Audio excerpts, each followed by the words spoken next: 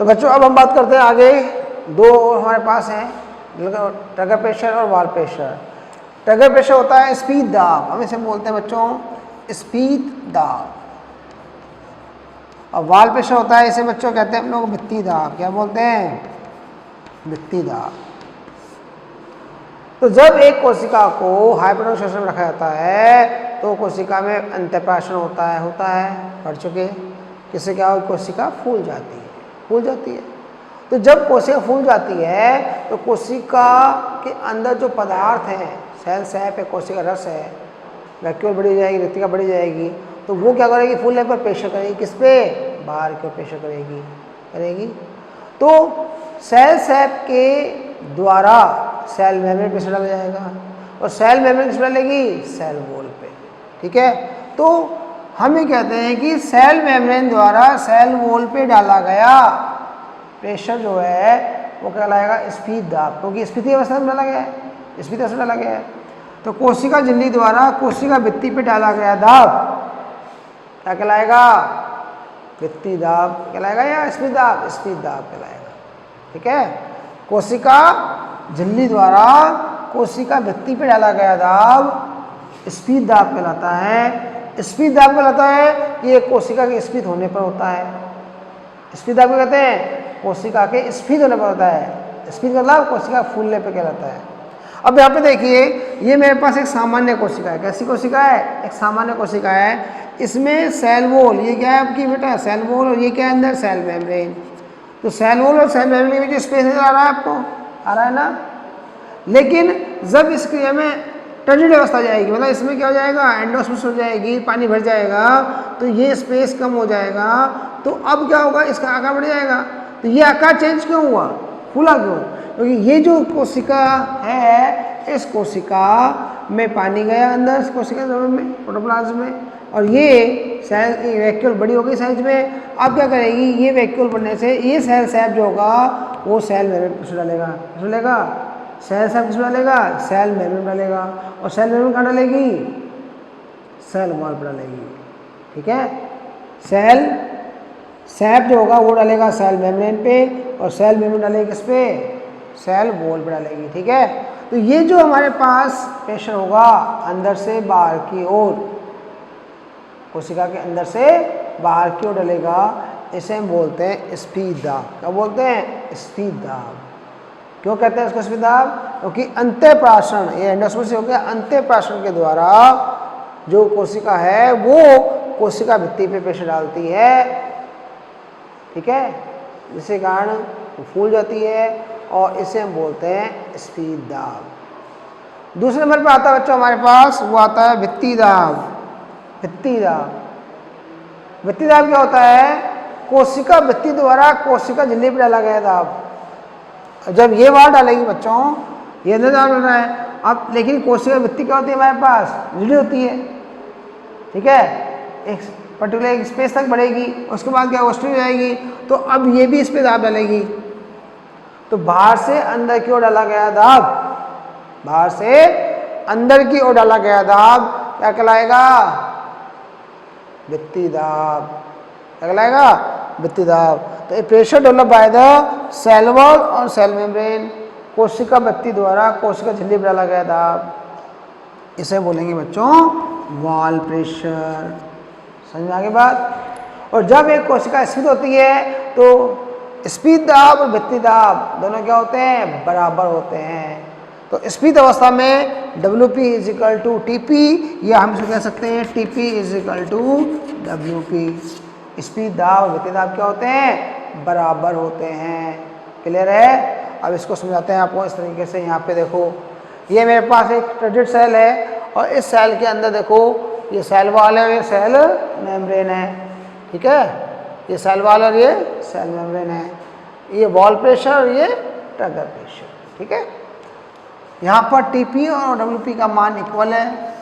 क्यों इक्वल है? देखो, ये पादप कोशिका है, इस कोशिका ने इसके ऊपर वॉल डाला, प्रेशर डाला, TP ने कहाँ डाला, तो ये जो पानी आया अंदर, पानी आने से क्या हुआ? फूल गई वैक्यूल, वैक्यूल फूलने से क्या हुआ? इस सेल सैप पे डाला, इससे कहाँ डाला? सेल मेम्ब्रेन डाला, और सेल मेम्ब्रेन से कहाँ डालेगा? सेल वॉल पे। तो क्या डलेगा? सेल सैप होगा, कोशिका रस होगा वो डालेगी, किस पे डालेगी बेटा? सेल मेम्ब्रेन पे। और सेल मेम्ब्रेन किस पे डालेगी? सेल वॉल पे। डला? ये तो हो गया आपका स्पीड दाब, ट्रिगर प्रेशर। अब जो सेल वॉल होगी वो एक अवस्था का प्रेशर को झेलेगी, क्योंकि हार्ड होती है, तो वो वापस से क्या करेगी? अंदर की ओर प्रवेश करेगी। तो ये जो प्रेशर होगा ये तो कहलाएगा ट्रिगर प्रेशर टीपी, और सेल वॉल से सेल मेम्ब्रेन में प्रेशर आएगा उल्टा, उसे हम बोलेंगे डब्ल्यूपी। ठीक है, तो यहाँ से देखिए ये प्रेशर डल रहा है अंदर से बाहर की ओर, टीपी है, और बाहर से अंदर की डल रहा है वो डब्ल्यूपी है। ठीक है, तो ये दो तरह के प्रेशर होते हैं टर्जिड सेल के अंदर, ट्रिगर प्रेशर और वॉल प्रेशर। दोनों ही समान होते हैं, बराबर होते हैं, परंतु अप्रीत होते हैं। एक अंदर से बाहर की ओर होता है और एक बाहर से अंदर की ओर होता है। ठीक है, तो ये हो गया आपका वॉल। इसको हम एक दूसरे एग्जाम्पल समझाएं, फुटबॉल के एग्जाम्पल समझाऊं मैं, या टायर ट्यूब के एग्जाम्पल समझाऊं, जो भी अच्छा लगे आपको। फुटबॉल में आपने देखा होगा, फुटबॉल में क्या होता है? एक ब्लेडर होता है। क्या होता है? ब्लेडर अंदर फुटबॉल के, बाहर क्या होता है? कवर होता है। अगर फुटबॉल के कवर को हम सेल वॉल मान लें और अंदर जो ब्लेडर भरा हुआ है उसको क्या मान लें? सेल मेम्ब्रेन मान लें, तो बताइए क्या होगा? फुटबॉल में जब हम हवा भरते हैं, एक निश्चित हवा आती है, जब फुटबॉल पिच की होती है बच्चों, हवा कम होती है तो उसको आप बंद करते हैं, वो जंप नहीं करती है। लेकिन जब उसमें हवा भर देते हैं, हवा कैसे करते हैं हम लोग? बाहर से दबाते हैं, फुटबॉल दबाते हैं। ऐसे ही टायर ट्यूब में करते हैं हम लोग, टायर को दबाते हैं, साइकिल टायर को दबा के देखते हैं हवा है कि नहीं इसमें। ट्यूब दबाते हो, टायर दबाते हैं, टायर पर दबाने से हवा कैसे तक चलती है? हवा तो ट्यूब में भरी जाती है, टायर में भरी जाती है क्या? नहीं। हाँ, हम टायर को दबाते हैं, टायर का मतलब क्या होता है? अगर टायर दब रहा है इसका मतलब ट्यूब के अंदर हवा कम है, इसलिए दब रहा है वो। तो क्या हुआ? ट्यूब का टायर पे प्रेशर क्या है? कम है, इसलिए वो दब रहा है। फिर क्या करते हैं? हम हवा भर लेते हैं उसमें। हमने क्या कर दिया? हवा भर दी। हवा भर दी, हवा कहाँ जाएगी? ट्यूब के अंदर जाएगी। कहाँ जाएगी? ट्यूब में जाएगी। ट्यूब में हो जाएगी तो प्रेशर कहाँ करेगी? वो एयर जो होगी वो प्रेशर करेगी किसको? ट्यूब वॉल को बाहर प्रेशर करेगी, ट्यूब वॉल को प्रेशर करेगी। तो ट्यूब वॉल से क्या करेगी? फूल जाएगी। तो ट्यूब वॉल क्या करेगी? अब टायर को प्रेशराइज करेगी, परंतु प्रेशर कहाँ है? अंदर से बाहर की ओर है, अंदर से बाहर की ओर है। तो टायर में, साइकिल के अंदर ट्यूब के द्वारा टायर पे डाला गया दाब, ट्यूब के द्वारा टायर पे डाला गया दाब क्या कहलाएगा? ट्रिगर प्रेशर कहलाएगा। ठीक है, अब जो टायर है उसको हमने दबाया, वहां से बहुत प्रेशर लगाया, वो नहीं दब रहा है, नहीं दब रहा है क्योंकि अंदर से प्रेशर है। तो जब हम प्रेशर कर रहे हैं तो क्या होगा? आप उस साइकिल में बैठ कर आप चल रहे हो तो आपका वजन भी लेके चल रहा है, वो आपका जो प्रेशर है वो प्रेशर क्या है? अंदर जो प्रेशर है उतना ही प्रेशर टायर में बाहर लग रहा है, तो टायर हार्ड होता है। ठीक है, तो टायर द्वारा ट्यूब पे डाला गया दाब, टायर द्वारा ट्यूब पे डाला गया दाब क्या कहलाएगा? वॉल प्रेशर कहलाएगा, वॉल प्रेशर कहलाएगा। ठीक है, भित्ति दाब कहलाएगा। वो हार्ड होता है भित्ति, तो भित्ति दाब कहलाएगा, वॉल प्रेशर कहलाएगा। और जब टायर फुल हवा भरी हुई है तो दोनों अवस्थाएं क्या है? बराबर है, मतलब टीपी इक्वल टू डब्ल्यूपी। भित्ति दाब स्पीड दाब क्या होंगे? दोनों बराबर होंगे, परंतु एक दूसरे के अपोजिट होंगे। अपोजिट कैसे होंगे? टायर द्वारा ट्यूब पे डाला गया दाब और ट्यूब द्वारा टायर डाला गया दाब। तो टायर द्वारा ट्यूब डाला दाब तो क्या लाएगा? भित्ति दाब उतना ही होगा जितना अंदर से बाहर डाला गया दाब है। जब दोनों दाब बराबर होंगे तो जो गाड़ी चलेगी, आपकी साइकिल चलेगी, या इसमें कितना वजन रख दो वो टायर पिचकेगा नहीं और वो कंटिन्यू करेगा। लेकिन अगर इसमें से एक भी बॉल कम होता है, बाहर वाला या अंदर वाला एक भी बॉल कम हो जाता है, तो क्या होगा? अगर अंदर का प्रेशर बढ़ जाता है, स्पीड दाब बढ़ जाता है, अगर प्रेशर बढ़ जाता है, वॉल प्रेशर कम हो जाता है, तो क्या होगा? फट जाएगी ट्यूब। क्या होगा? फट जाएगी, टायर फट जाएगा।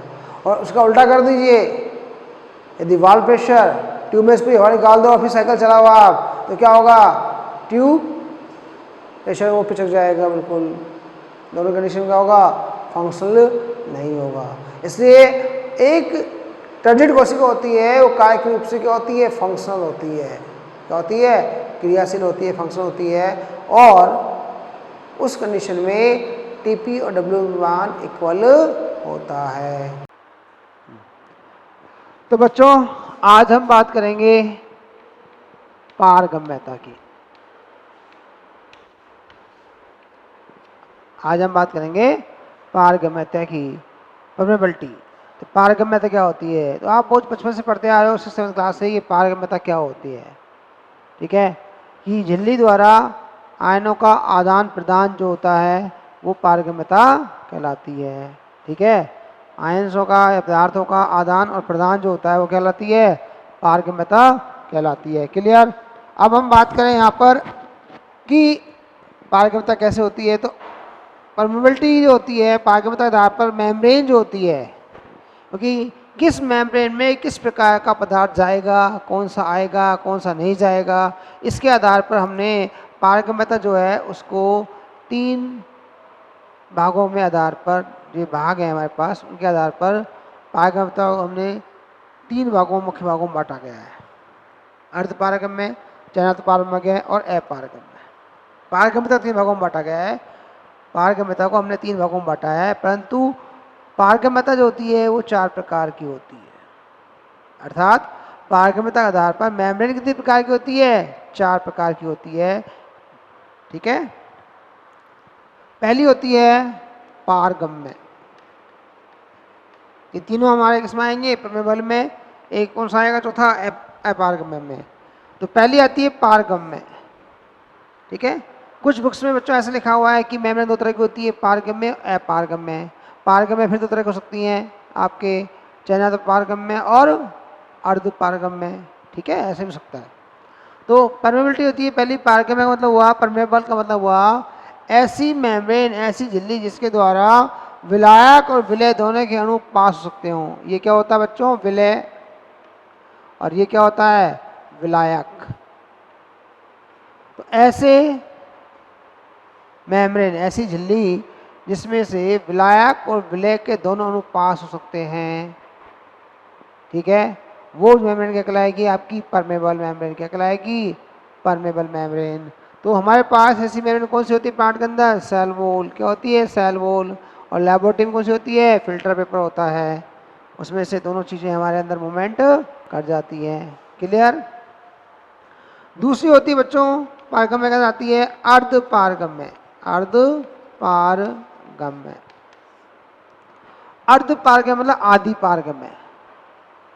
नाम से याद है, सेमी परमेबल या अर्धपारगम्य, आधि पारगम्य। इसका मतलब क्या हुआ, केवल विलायक के अणु जा सकते हैं, विलायक के अणु गमन कर सकते हैं, विलय के नहीं। अर्थात ऐसी झिल्ली जिसमें से केवल विलायक के अणु प्रवेश कर सकते हों, विलय के नहीं करते, ऐसी झिल्ली को बोलते हैं सेमी परमेबल मेम्ब्रेन। और इसका एग्जाम्पल आता है गॉट रिडल आर्टिफिशियल मेम्ब्रेन। मैंने आपको एक एग्जाम्पल बताया था, याद करो, थिसिल कीप वाला, प्राशन दाब के अंदर। ये थिसिल कीप हम लेते हैं, उसमें हम लोग शुगर सोशन भरते हैं, उसको एक झिल्ली से बांध देते हैं, बाहर पानी होता है, तो पानी का अंदर चले जाते हैं, थिसिल का लेवल बढ़ जाता है, ऐसा। और जब उसको प्रेशराइज करते हैं तो वापस से पानी के अंदर बाहर आ जाते हैं और शुगर अपने पहले वाली क्वांटिटी पे आ जाता है। याद आया कुछ। तो आप एक चीज़ गौर कीजिए, उसके अंदर क्या हुआ कि पहले पानी के मोलिक्यूल अंदर गए और जब हमने पिस्टन से प्रेशर डाला तो पानी के मोलिक्यूल बाहर आ गए। क्या शुगर के मोलिक्यूल बाहर आएंगे, आएंगे क्या, नहीं आए। क्या शुगर के मोलिक्यूल अगर बाहर आते तो पानी में क्या होता, कंसंट्रेशन इंक्रीज जाती। तो शुगर के मोलिक्यूल बाहर नहीं आए, केवल पानी गया और पानी ही वापस आया। वाटर मोलिक्यूल एंटर हुए थे एंडोस्मोसिस से, जब हमने प्रेशराइज किया तो वाटर मोलिक्यूल ही क्या आएंगे बच्चों, बाहर आएंगे, इसके अलावा कुछ नहीं आएगा। क्लियर। तो वही चीज़ यहाँ पे बता रहा हूँ मैं आपको, केवल सोलवेंट के मोलिक्यूल ही पास होंगे, सोल्यूट के मोलिक्यूल पास नहीं होंगे, मूवमेंट नहीं होगा मेम्ब्रेन से। तो उसे बोलते हैं अर्धपारगम्य, आधि पारगम्य। फिर आते हैं हम लोग, तीसरी नंबर में आती है, वो आती है सेलेक्टिव परमेबल। इसे बोलते हैं बच्चों चयनात्मक पारगम्य।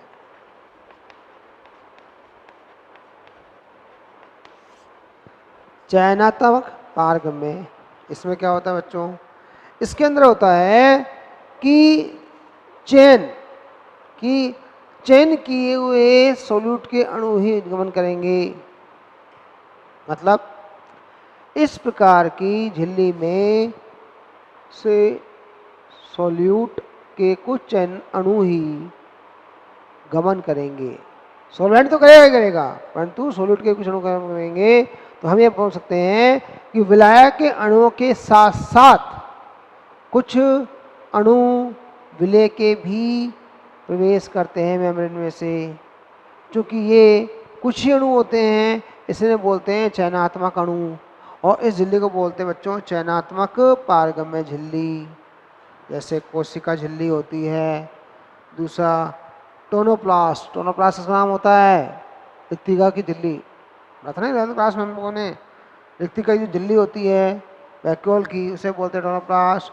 और कोशिका मेम्ब्रेन, जितने भी कोशिका मेम्ब्रेन किसकी, कोशिकांगों की मेम्ब्रेन, जितने भी कोशिकांग होते हैं जैसे माइटोकॉन्ड्रिया है, क्लोरोप्लास्ट है, प्रोक्सिसोम है, आपका लाइसोसोम है, ये सब झिल्लित कोशिकांग है। इन सब की झिल्लित कोशिकांग भी क्या होते हैं, चयनात्मक पारगम्य होती हैं। क्लियर है। तो ये तो हो गई तीन तरह की पारगम्य हमारे पास मेम्ब्रेन हो गई। अब आते हैं हम लोग यहाँ पर अपारगम्य। अपारगम्य चौथी कौन सी आती है बच्चों हमारे पास,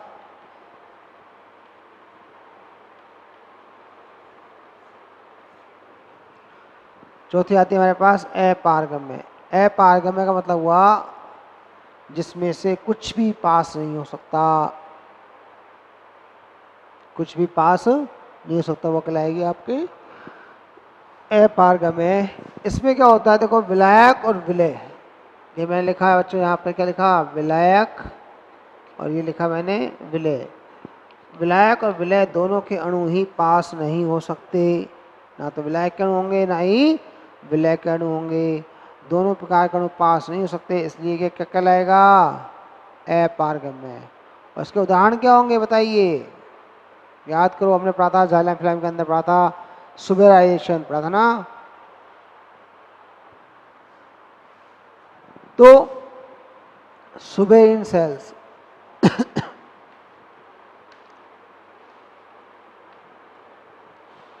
सुबेरिनित कोशिका या मृत कोशिका होती हैं जिनमें सुबेरिन जमा होता है, उनमें पाया जाता है सुबेरिनित कोशिकाओं में। जैसे हमारे पास हुआ ये कॉर्क सेल होती है, रबर मेम्ब्रेन होती हैं, ये जो होती हैं क्या होती हैं, पानी के लिए, जल के लिए क्या होती हैं, अपारगम्य होती है। तो ना तो जल और ना ही इसमें विलय, दोनों ही विलायक और विलय दोनों का गमन नहीं होता, इस मेम्ब्रेन बोलते हैं अपारगम्य झिल्ली। क्लियर है। तो आपको जो मेनली याद करना है वो दो चीज़ याद करनी बच्चों, एक सेमी परमेबल और दूसरी सेलेक्टिव परमेबल। दो ही बड़ी इंपॉर्टेंट आती है जो आपके मेडिकल एग्जाम में पूछी जाती हैं। ठीक है। तो बच्चों अब हम बात करते हैं आगे डीपीडी। डीपीडी को बच्चों हम कहते हैं हिंदी में विसरण दाब न्यूनता। क्या बोलते हैं, विसरण दाब न्यूनता, और शॉर्ट में बोलते हैं बच्चों उसको डीपीडी। क्या बोलते हैं, डीपीडी, डिफ्यूजन प्रेशर डिफिशियटी। विसरण दाब डिफिशियट जानते हो, न्यूनता मतलब डिफिशिट मतलब कमी, कमी को बोलते हैं हम लोग डिफिशिट। तो क्या होता है विसरण दाब न्यूनता, क्या होता है, बहुत सिंपल सा है, पहले भी समझा चुका मैं आपको। डिफ्यूजन के अंदर मैंने आपको पहले बताया था कि हम एक खाली सड़क पे जा रहे हैं, अपनी गाड़ी से जा रहे हैं, 100 किलोमीटर स्पीड से जा रहे हैं मान लीजिए, कोई ट्रैफिक नहीं है, एक दूर दूर तक कोई ट्रैफिक नहीं है, लेकिन एक सड़क हम जा रहे हैं, जब उसी सड़क पर क्या आ जाए, ट्रैफिक आ जाए, तो क्या करते हैं हम लोग, अपनी स्पीड को कम करते हैं। अब हम 100 से चलेंगे, कितने चलेंगे, 60 से चलेंगे, 70 से चलेंगे।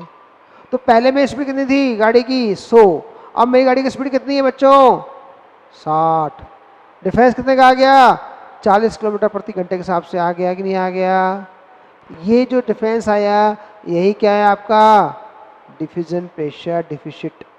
इस डिफरेंस को क्या बोलेंगे, विसरण दाब न्यूनता। क्या बोलेंगे बच्चों, विसरण दाब न्यूनता। क्लियर है। तो अब वापस समझाता हूं मैं आपको। विसरण दाब न्यूनता जो शब्द था वो दिया था बीएस मेयर, वैज्ञानिक का नाम कौन था, बीएस मेयर ने दिया था शब्द का। और रैनर, वैज्ञानिक का नाम है रैनर, इन्होंने ऐसे कहा था चूषण दाब, एसपी सक्सेस प्रेशर, या इन्होंने कहा था इसको चूषण दाब के नाम से नाम दिया था। क्लियर है। अब हम बात करते हैं इसकी परिभाषा की। तो परिभाषा बहुत सिंपल सी है, समझाए जो मैंने लिखी हुई है इंग्लिश में, मैं हिंदी में समझा देता हूँ आपको। मैंने इंग्लिश में लिखा हुआ है difference between the diffusion pressure of the solution and it's pure solvent at the particular temperature and pressure called the DPD. लिखा हुआ है। इसको बिल्कुल शुद्ध हिंदी में आप बोल सकते हो, क्या बोल सकते हैं शुद्ध हिंदी में, क्या बोलेंगे बताइए इसे। विलयन का प्राशन दाब और शुद्ध विलायक का प्राशन दाब का अंतर निश्चित ताप व दाब पर डीपीडी कहलाता है। क्लियर है? मैं वापस रिपीट कर देता हूँ। विलयन का विसरण दाब, विलयन का विसरण दाब तथा शुद्ध विलायक का विसरण दाब का अंतर निश्चित ताप व दाब पर डीपीडी कहलाता है। पास में आ गई। दूसरे शब्दों में कहें तो डीपीडी क्या है? शुद्ध विलायक के विसरण दाब और किसी विलयन में के विसरण दाब, शुद्ध विलायक का विसरण दाब और विलयन का विसरण दाब में अंतर निश्चित ताप और दाब पर जो होता है वो विसरण दाब न्यूनता कहलाती है। क्लियर है? बात समझ आ गई। Diffusion pressure of the solution, विलयन का विसरण दाब एंड इट्स प्योर सॉल्वेंट और इसका शुद्ध विलायक at particular temperature and pressure, निश्चित ताप और दाब पर, इज कॉल्ड द डीपीडी। समझ में आ गया? बता आपको समझ में आ गया कि शुद्ध विलायक का विसरण दाब और किसी विलयन का विसरण दाब निश्चित ताप व दाब में जो अंतर होता है उसे विसरण दाब न्यूनता कहते हैं। एग्जाम्पल मैंने दे दिया आपको अभी अपन 100 की स्पीड चल रहे हैं गाड़ी की, फिर हमने चल रहे हैं स्पीड किस पे 60 पे चल रहे हैं। डिफरेंस कितने का आ गया? 40 किलोमीटर प्रति घंटे के हिसाब से डिफरेंस आ गया ना। ये क्या हो गया हमारा डिफरेंस जो आया वो कहलाएगा डीपीडी। क्लियर है? अब आते हैं डीपीडी को हम बोलते हैं डिमांड ऑफ वाटर। जैसे मैंने बताया था आपको ओपी को बोलते हैं डिमांड ऑफ वाटर, वैसे डीपीडी क्या है? Demand of water. डीपीडी को हम एक फार्मूला से प्रदर्शित करते हैं, सूत्र से प्रदर्शित करते हैं, जिसका मतलब है DPD is equal to OP minus TP. OP मतलब प्राशन दाब, टीपी मतलब वित्तीय दाब या वो स्पीड दाब। क्या बोलेंगे? स्पीड दाब। तो ये तो हो गया ओपी। आपका कौन सा हो गया बच्चों? प्राशन दाब। और ये हो गया आपका स्पीड दाब। क्या हो गया? स्पीड दाब। क्लियर है यहाँ तक? अब बात करते हैं आगे, the movement of the water always. ये एक इंपॉर्टेंट क्वेश्चन है मेडिकल पर्पज से कि जल की गति हमेशा कम डीपीडी से अधिक डीपीडी की ओर होगी। कहाँ होगी? कम डीपीडी से अधिक डीपीडी की ओर होगी।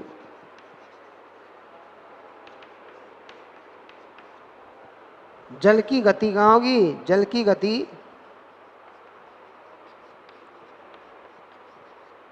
सदैव कम डीपीडी से अधिक डीपीडी की ओर होगी। ऐसा क्यों होगा बच्चों? याद करो मैंने क्या समझाया था आपको।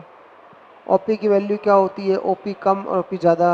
याद आया कि एक पादप में पत्तियों में सर्वाधिक ओपी होता है और रूट में ओपी की मात्रा क्या होती है? कम होती है। क्यों होती है? रूट में पानी होता है, पत्तियों में पानी की आवश्यकता होती है। यदि मेरे पास पानी ऑलरेडी है सेल्स के अंदर तो उसकी डीपीडी क्या सी होगी? लो होगी। और जिस सेल में पानी नहीं है उसकी डीपीडी का मान क्या होगा? अधिक होगा। जैसे जिस सेल में पानी नहीं है, वाटर नहीं है, उसको वाटर की आवश्यकता होगी, तो वो क्या बोलेंगे? Demand of water. क्लियर है? बिल्कुल क्लियर समझना है बात को, कोई कंफ्यूजन नहीं रखना। डिमांड ऑफ वाटर का मतलब हो गया डीपीडी और ओपी। पानी जहाँ जो कोशिका पानी को उड़ा रही है, जैसे पत्ती के अंदर रंध्र कोशिका उड़ाती है पानी को, गार्ड सेल से निकलता है पानी, तो वहाँ पर पानी की हमेशा डिमांड बनी रहती है। पानी की हमेशा क्या रहेगी? डिमांड बनी रहेगी। तो वहाँ पे ओपी का मान क्या होगा? अपने आप रहता होगा। रूट जो पानी के अंदर है उसमें डीपीडी का मान क्या होगा? कम होगा, लो होगा। तो मूवमेंट कहाँ होगा? जिस सेल के पास पानी वही तो पानी अगली सेल को देगी। एक सेल का जिसमें वाटर है वही तो जिसमें वाटर नहीं उसमें पानी देगी, पर जिस पास वाटर नहीं है वो अगली सेल कैसे देगी? वो दे नहीं सकती। तो जिस सेल के पास वाटर ऑलरेडी है या जो सेल टर्जिड है वो कैसी है? उसका डीपीडी कैसा है? लो है। और जिस सेल के अंदर पानी नहीं है प्रोटोप्लाज्म में पानी की कमी है, उसका डीपीटी कैसा होगा, हाई होगा। तो ध्यान रखो हमेशा कि जल का मूवमेंट कहाँ होगा, वाटर की गति कहाँ होगी, जल की गति लो डीपीटी से हाई डीपीटी की ओर होगी, ये हमेशा ध्यान रखना, ठीक है। अब हम बात करते हैं आगे तीन अवस्थाओं पे। ये तीन अवस्थाएं मेरे पास है बच्चों, क्योंकि एक जो हमारे पास कोशिका होती है पादप कोशिका, उस कोशिका में तीन अवस्थाएं मुख्य रूप से पाई जाती हैं। एक श्रथ अवस्था, एक फ्लैसिड अवस्था जिसे हम बोलते हैं श्रथ, दूसरी टर्जिड फूली अवस्था, और तीसरी होता है जीव द्रव्य कुंचित, ठीक है। तो हम दो अवस्थाएं हमारे पास कॉमन रूप से होती हैं ये, और तीसरी होती है ये कंडीशन। तो किसी भी कोशिका में जल का जो गमन होगा, एक कोशिका दूसरी कोशिका में जो गमन होगा, जल का गति होगी, वो डिपेंड करेगी इस पर कोशिका की स्थिति कैसी है, किस स्टेज में कोशिका है। तो ये स्टेज बच्चों तीन प्रकार की हो सकती है। पहली होती है टर्जिड अवस्था, या से बोलते हैं स्फीत अवस्था।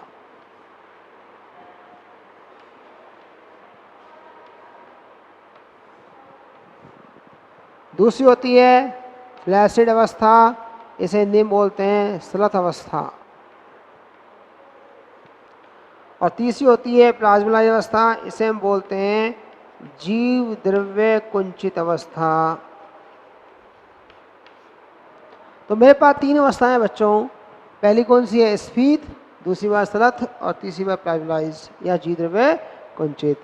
पहली अवस्था की अगर मैं बात करूं बच्चों, तो इसमें जो कोशिका होती है वो ऐसी होती है, जैसे डायग्राम बना रखा है मैंने, इसमें देखो कोशिका फूली हुई है, सेल वॉल और सेल मेम्ब्रेन के बीच में जो स्पेस क्या है, कम है। कोशिका कैसी है, फूली हुई है, इसके अंदर सटल में भरा हुआ है।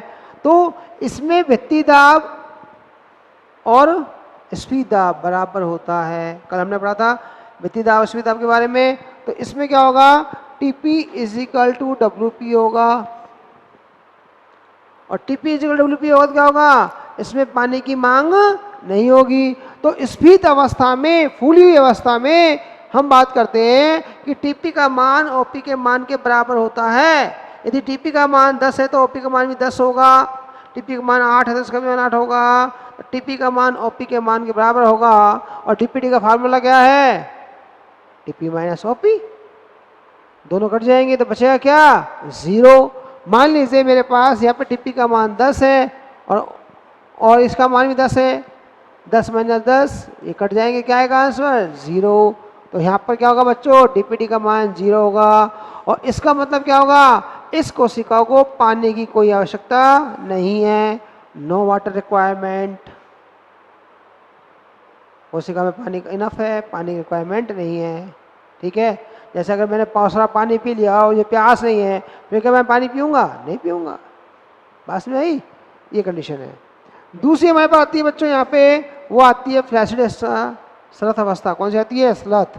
इस अवस्था में सामान्य कोशिका होती है, देखो यदि इसमें ये कोशिका वृत्ति है, कोशिका झिल्ली, इसके बीच में स्पेस जा रहा है आपको, ये वाला कोशिका नॉर्मल अवस्था में है, इसे हम नॉर्मल अवस्था बोलते हैं, सामान्य अवस्था भी कहते हैं। इसके अंदर व्यक्ति का और इसमें व्यक्ति का, देखो इसमें पिछकी व्यक्ति का है, ज़्यादा बड़ी नहीं है पानी में। तो ये कोशिका में कोशिका में क्या है, जल की आवश्यकता है, वाटर की रिक्वायरमेंट होती है इसके अंदर।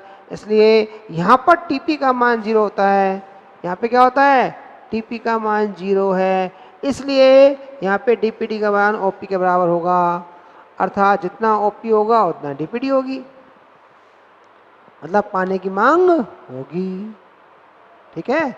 यहाँ पे क्या होगी, जल की आवश्यकता होगी। तो जहाँ हम हो सकते हैं वाटर जो होता है रिक्वायर्ड होता है यहाँ पर बच्चों,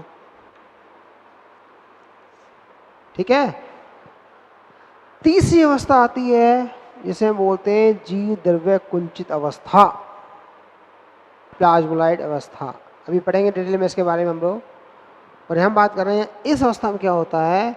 इस अवस्था में कोशिका झिल्ली सिकुड़ जाती है, कोशिका भित्ति कोशिका के बीच में बहुत सारा स्पेस बन जाता है, और इस स्पेस में अति प्रासनी विलयन भर जाता है। तो देखो बच्चों, ये कोशिका भित्ति है, कोशिका झिल्ली है, बीच में स्पेस भर गया, स्पेस खाली हो गया ना बहुत सारा। यहाँ बिल्कुल स्पेस नहीं था, यहाँ थोड़ा स्पेस था, यहाँ बहुत ज़्यादा स्पेस आ गया। तो इस अवस्था को बोलते हैं जीव द्रव्य कुंचित अवस्था। क्या बोलेंगे, जीव द्रव्य कुंचित अवस्था। और इस अवस्था में बच्चों क्या होगा, टीपी का मान क्या होगा, ऋणात्मक होगा, क्योंकि अंदर से प्रेशर चल रहा है। और इस जगह क्या भरा हुआ है हमारे पास, इस जगह भरा हुआ है बच्चों अति परासरी विलयन। क्या भरा होता है, अति परासरी विलयन भरा होता है, जिसके कारण क्या होगा, टीपी का मान ऋणात्मक हो जाता है। टीपी क्या हो गई, ऋणात्मक हो गई। और टीपी के ऋणात्मक होते क्या हो जाएगा, डीपीडी का मान अधिकतम हो जाएगा, क्योंकि टीपी ओपी प्लस टीपी जाएगा। इससे डीपी का मान क्या हो जाएगा, यहाँ पर अधिकतम हो जाएगा। क्या हो जाएगा, अधिकतम हो जाएगा। क्लियर है। तो हमारे पास यहाँ पे 3 अवस्था आई। पहली टर्जिड अवस्था, डीपीडी का मान 0। दूसरा सत अवस्था, डीपीडी का मान ओपी के बराबर होगा। तीसरा हमारे पास जीरो कंडिशन अवस्था, जहाँ टीपी नेगेटिव है, तो वहाँ पे क्या होगा, डीपीडी का मान अधिकतम होगा। क्लियर है। तो बच्चों अब हम बात करेंगे न्यूमेरिकल्स की। याद रखना आपके ये 2 टॉपिक ऐसे हैं, एक जल विभव और दूसरा डीपीडी, जिससे मेडिकल एग्जाम में आपके बायो में न्यूमेरिकल्स आते हैं। ठीक है, न्यूमेरिकल प्रॉब्लम आती है, मैथमेटिकल क्वेश्चन आते हैं, और ये क्वेश्चन इस प्रकार से आते हैं जहाँ आपको इनका जवाब देना होता है। तो क्वेश्चन कैसे आते हैं हमारे पास, क्वेश्चन ये आता है कि आपके पास 2 या 3 या 4 जो भी हैं पड़ोसी कोशिकाएं हैं, नेबरिंग सेल में पड़ोसी कोशिकाएं हैं, और इनमें वैल्यू ये है, ओपी की वैल्यू ये है, टीपी की वैल्यू ये है। तो बताइए जल का परिवहन किस से किस दिशा की ओर होगा, कौन सी कोशिका से किस कोशिका में होगा। ठीक है, तो ट्रांसपोर्ट ऑफ द वाटर पूछा जाता है आपसे। तो बच्चों यहाँ पे देखो दे रखा था movement of the water. Movement of the water मतलब जल का जो परिवहन होगा वो कौन सी कोशिका से किस में होगा, उसको समझाया गया है यहाँ पे। मैं एक सिंपल सा क्वेश्चन देता हूँ, मैंने यहाँ 3 क्वेश्चन लिखे हुए हैं, मैं एक सिंपल क्वेश्चन देता हूँ आपको। ये रहा, ये क्वेश्चन क्या है, सुनना। क्वेश्चन क्या है समझ लेना इस क्वेश्चन को, कि आपके पास 2 पड़ोसी कोशिकाएं ए और बी हैं। 2 पड़ोसी कोशिकाएं ए और बी हैं। ए कोशिका का ओपी 10 है, टीपी 12 है। बी कोशिका में ओपी का मान 12 और टीपी का मान 8 है। तो बताइए जल का गमन किस दिशा में होगा, या जल के गमन के लिए कौन सा कथन सही है, या जल के गमन के लिए निम्न में से कौन सा विकल्प सही है, सही विकल्प का चयन करो।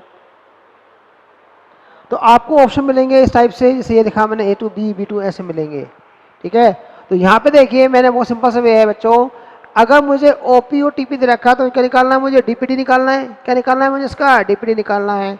तो मैंने निकाला कोशिका ए का डीपीडी, कोशिका बी का डीपीडी। कोशिका ए पी डीपीडी निकला हमने, फार्मूला कौन सा रहेगा हमारे पास, ये रहेगा डीपीडी बराबर ओपी माइनस टीपी। तो आप में देखिए 10 से -12 निकाला, ए का निकल गया, तो क्या आ जाएगा -2। ऐसे ही मैंने क्या किया, 12 जो था बी के लिए कितने का, 12 - 8 बराबर 4। आगे तो ए के लिए कितना आया -2, बी के लिए कितना आया 4 + 4 आया। तो अब मूवमेंट कहाँ होगा, तो वापस दिमाग रखो आप, क्या था मैंने आपको, लो से हाई की ओर, कम डीपीडी से अधिक डीपीडी ओर। तो इस कोशिका की डीपीडी कितनी हो गई -2, इस कोशिका की डीपीडी कितनी हो गई +4। ये लो है ये हाई है, तो मूवमेंट कहाँ होगा, ए से बी की ओर होगा। ये इसका बच्चों आंसर हो गया। क्लियर। अब आते हैं क्वेश्चन नंबर 2 पे। 3 कोशिकाएं आपके पास, वहां 2 थी या 3 है, ए बी और सी। तीनों में ओपी और टीपी का मान दिया गया है। तो बताइए कि जल का परिवहन किस ओर होगा, या जल के परिवहन लिए कौन सा सही है। तो बच्चों बहुत सिंपल सा है, ए में दिया है ओपी का मान 8 है, टीपी का मान 12 है। तो क्या निकालेंगे, ए का डीपीडी का निकलेगा, ये क्या है डीपीडी वैल्यू हमारे पास, तो डीपीडी क्या निकलेगी ए की, बताइए मुझे, ए की 8 से 12 -4 आ गई।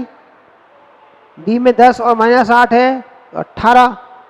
डीपीडी 1 क्या हो गया 18। 18 कैसे हो गया, क्योंकि मैंने अब क्या कहा था, ये वाला काम कि डीपीडी बराबर, ये था ना आपको कि डीपीडी बराबर ओपी माइनस टीपी। तो -8 हो गया, तो माइनस क्या हो गए, प्लस हो गए। तो यहाँ पे कितना हो गया, कैसे लिखेंगे इसको बी के अंदर, बताइए कि 10 -8, तो माइनस क्या हो गए प्लस, वैल्यू क्या हो गई 18 हो गई ना 18। ठीक है, तीसरी कंडीशन थी मेरे पास, इसमें था हमारे पास 8 माइनस 12, और चौथी ये कंडीशन थी सी, इस वाली कंडीशन में क्या बोलेंगे हम लोग, 20 माइनस 11, ये तीनों की वैल्यू आ गई -4, 18 और 9। अब कैसे कैसे अरेंज है, ए बी सी है तो ए बी और सी, तो मूवमेंट कहाँ होगा, सबसे कम कहाँ होगा, -4 सबसे कम है, तो -4 बी को भी देगा, -4 सी को भी देगा। इसकी कितनी है 18, इसकी कितनी है 9, लो किसकी है 9 वाली, तो मूवमेंट कहाँ होगा, बी की ओर होगा। आ गया, तो इस प्रकार से ये एरो बनेगा, ट्रायंगल बनेगा, इसको ध्यान रखना, ये इसका आंसर हुआ। तीसरा क्वेश्चन रखा हमारे पास ए बी सी डी, 4 कोशिकाएं, पड़ोसी कोशिकाएं हैं, उनकी वैल्यू दे रखी है यहाँ पर 10 और 2 है, यहाँ पे ए में, बी में 20 और -4 है, सी में 38 और 12 है, डी में 30 और 5 है। मैंने चारों की डिप्टी निकाल ली, 8, 24, 26, 25 आ गई, ये डिप्टी वैल्यू आ गई। अब मुझे अरेंज करना है, तो ए से बी, बी सी और डी, तो यहाँ पे मोमेंट देखो सबसे कम किसकी 8 है, तो ए से बी को जाएगा, ए से सी को जाएगा, बी 24 है, डी 25 है, तो बी से डी को जाएगा, डी 25 है, सी 26 है, तो डी से सी को जाएगा, लो से हाई की ओर जाएगा। अब ए से डी नहीं आ सकता, ए से डी का मतलब हुआ कि इससे इसमें नहीं आ सकता, क्योंकि इसके बीच में कोई कोशिका ही नहीं, संबंध है ही नहीं, तो ए से डी के बीच में नहीं आ सकता, इसलिए ए डी नहीं आएगा, परंतु बी से सी में जा सकता है और सी से बी में जा सकता है। तो यहाँ पर किसकी है 24, यहाँ कितनी है 26, कम कौन सा है 24, बी, बी से सी में जल का परिवहन होगा, ठीक है। तो इसके लिए आंसर कौन सा होगा बच्चों, ये होगा। तो समझ आया आपको, ऐसे क्वेश्चन आपके आएंगे जहाँ पर आपको एक डायग्राम दिया जाएगा सेल्स का, और सेल्स के अंदर ओपी और टीपी के मान लिखे जाएंगे और आपसे जल का परिवहन पूछा जाएगा। तो आप कर लोगे आप क्वेश्चन सब लोग, आया समझ में। इस प्रकार के क्वेश्चन बहुत सारे करना, आपको समझ में आ जाएंगे, ठीक है। तो ये हुआ हमारे पास DPD, क्लियर, थैंक यू।